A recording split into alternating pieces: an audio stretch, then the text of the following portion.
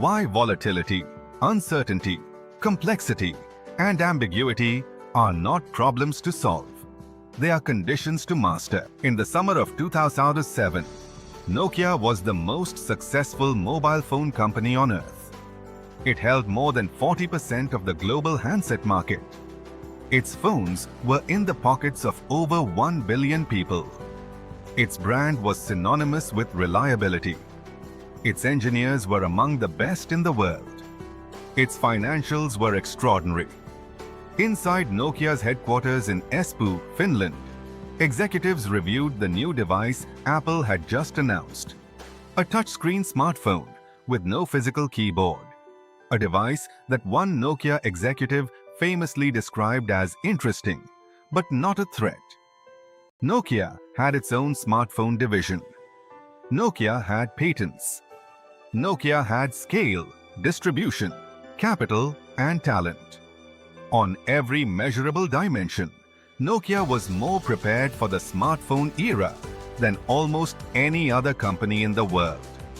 Within 6 years, Nokia's mobile phone business was sold to Microsoft for a fraction of what it had once been worth.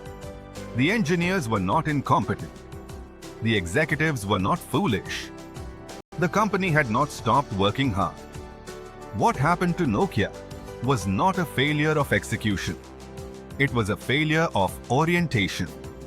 The world had become something they were not mentally or structurally prepared to navigate.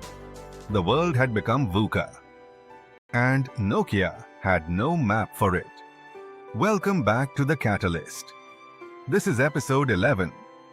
Today we are covering one of the most important frameworks in modern leadership and strategy, VUCA. What it is, where it came from, why it matters more now than ever, and most importantly, how you navigate it. In projects, in teams, in your career. VUCA is an acronym that stands for volatility, uncertainty, complexity, and ambiguity. It describes the nature of the environment that leaders, organizations, and project managers operate in, and why that environment resists the kind of linear planning that once defined success. The term was first developed by the United States Army War College in the late 1980s, after the Cold War. For decades, military strategy had been built around a known adversary, the Soviet Union, with relatively predictable behavior patterns. When that adversary dissolved, strategists found themselves in a fundamentally different environment. One with multiple, shifting, unpredictable threats. One that their existing frameworks could not capture. The acronym VUCA was their attempt to name the new conditions. By the early 2000s, the business world had adopted it, recognizing that the same four forces, volatility, uncertainty, complexity, and ambiguity, were reshaping markets, industries, and organizations. Bob Johansson, a researcher at the Institute for the Future, brought VUCA into mainstream business thinking through his 2009 book, Leaders Make the Future. His argument was simple. These four conditions are not a temporary crisis. They are the permanent state of the modern world. And leadership, strategy, and project management must be redesigned around that reality. Each letter of VUCA describes something distinct, and each requires a different response. Getting them confused is one of the most common mistakes leaders make. Let us go through each one. Volatility is the speed and magnitude of change. In a volatile environment, things shift fast, shift often, and shift unpredictably. Markets move in hours, not quarters. A competitor launches a product you did not see coming. A regulation changes overnight. A currency collapses. The change itself is not necessarily complex. It is just rapid and intense. A good example of volatility in action is oil prices. In 2020, the price of crude oil briefly went negative, something that had never happened in the history of commodity markets, driven by the collision of a pandemic, a price war between Saudi Arabia and Russia, and a sudden global shutdown of transport. Companies that had built 3-year supply chain plans around stable oil prices found themselves operationally exposed within weeks. Uncertainty is different. Uncertainty is not about the speed of change. It is about the inability to predict outcomes, even when you have information. In uncertain environments, cause and effect relationships are unclear. You can study the situation, gather data, and still not know what is going to happen next. The COVID-19 pandemic was a defining example of uncertainty. Governments, businesses, and public health authorities had access to enormous amounts of data: infection rates, hospitalization rates, mobility data, economic indicators. And yet the outcomes remained largely unpredictable for 2 years. Not because the information was unavailable, but because the system was too complex to model reliably. Complexity is the third force. Complexity exists when there are many interconnected variables, where the relationship between them is non-linear, and where a change in one part of the system creates ripple effects that are hard to trace. Complexity is not the same as difficulty. A difficult problem is hard but solvable with enough effort. A complex problem has no single solution. It requires navigation, not resolution. Think about a large technology transformation project in a global organization.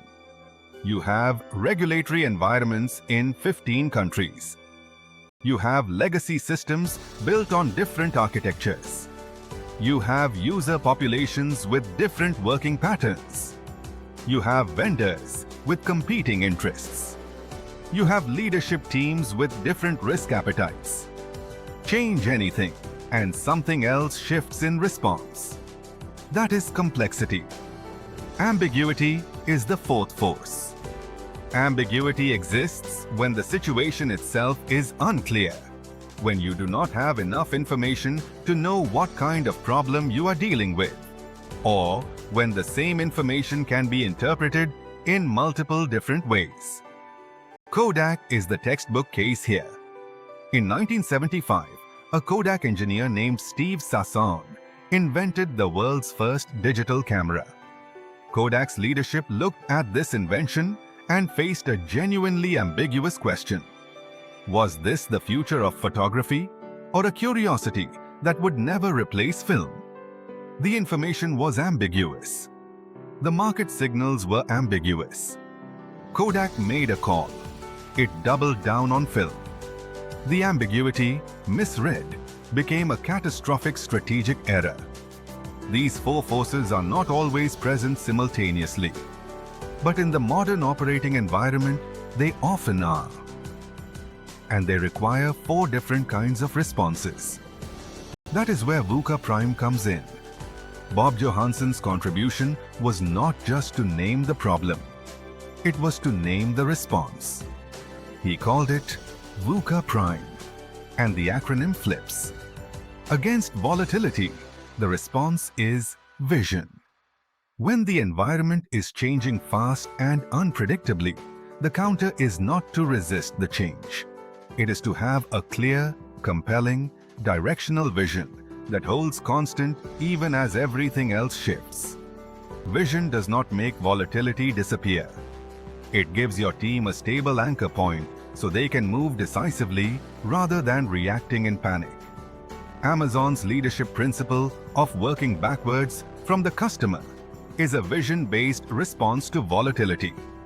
When markets shift, technology shifts, or competitor moves, create turbulence.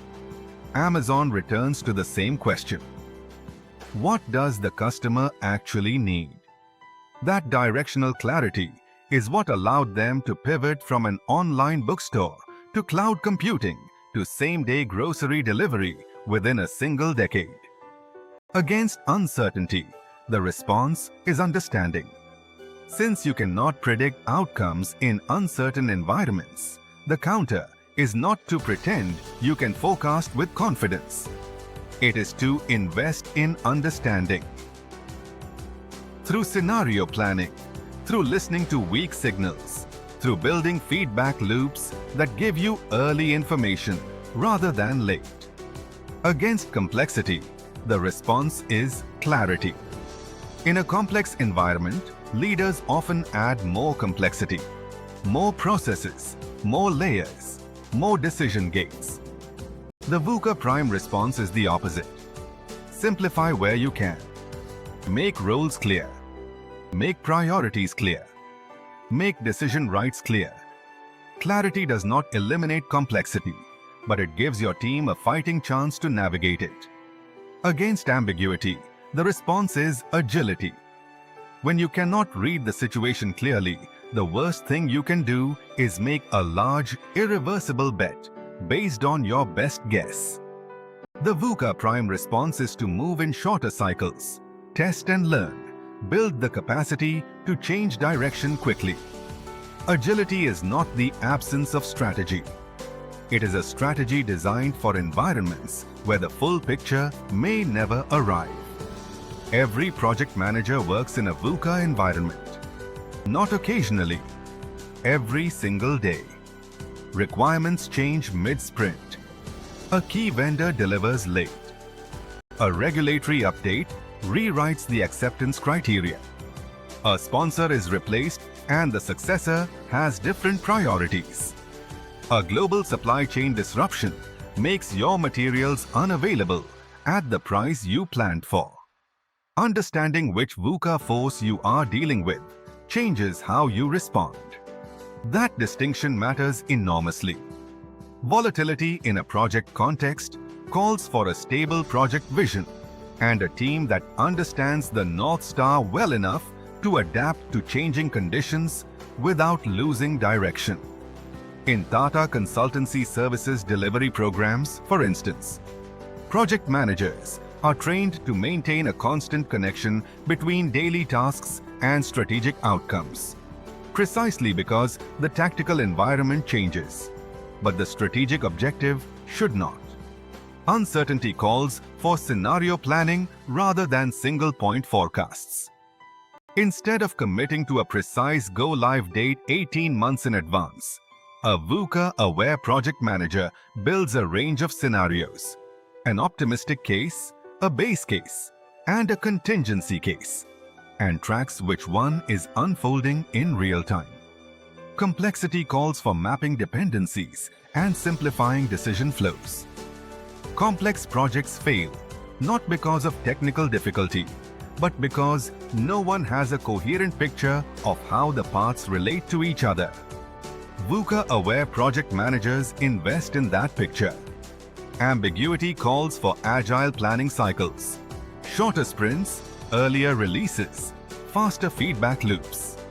Rather than building the full solution before testing the assumption, VUCA-aware project managers build the smallest valuable increment and learn from it. The ambiguity does not disappear, but you respond to it as it clarifies, rather than betting everything on a guess made at the beginning. 5 things to carry from this episode. 1. VUCA is not an event. It is the permanent operating environment of the modern world. Treating it as a temporary disruption to be managed until things return to normal is a trap. Things do not return to normal. Normal is VUCA. 2. The 4 letters describe 4 different problems, and each requires a different response. Volatility calls for vision. Uncertainty calls for understanding. Complexity calls for clarity. Ambiguity calls for agility. Applying the wrong response to the wrong force is a common and costly mistake. 3. Nokia, Kodak, and Blockbuster did not fail because their people were incompetent. They failed because their organizations were designed for a more predictable world, and they did not adapt their orientation when the world changed. This is the central risk of VUCA for every organization. 4. VUCA awareness is a project management competency. The ability to identify which force is at play and adjust your planning, communication, and decision-making accordingly is one of the most practically valuable skills you can develop as a project manager. 5. Your action for this week. Look at your current project and identify one VUCA force that is creating friction right now. Is it volatility, uncertainty, complexity, or ambiguity? Name it. Then ask which VUCA prime response it calls for. That is the beginning of navigating it. Coming up on episode 12 of The Catalyst, we move from understanding your environment to understanding your edge. We cover VUCA, the strategic framework that helps you identify which of your organization's resources are genuinely capable of producing sustainable competitive advantage. Valuable, rare, inimitable, organized. Stay tuned.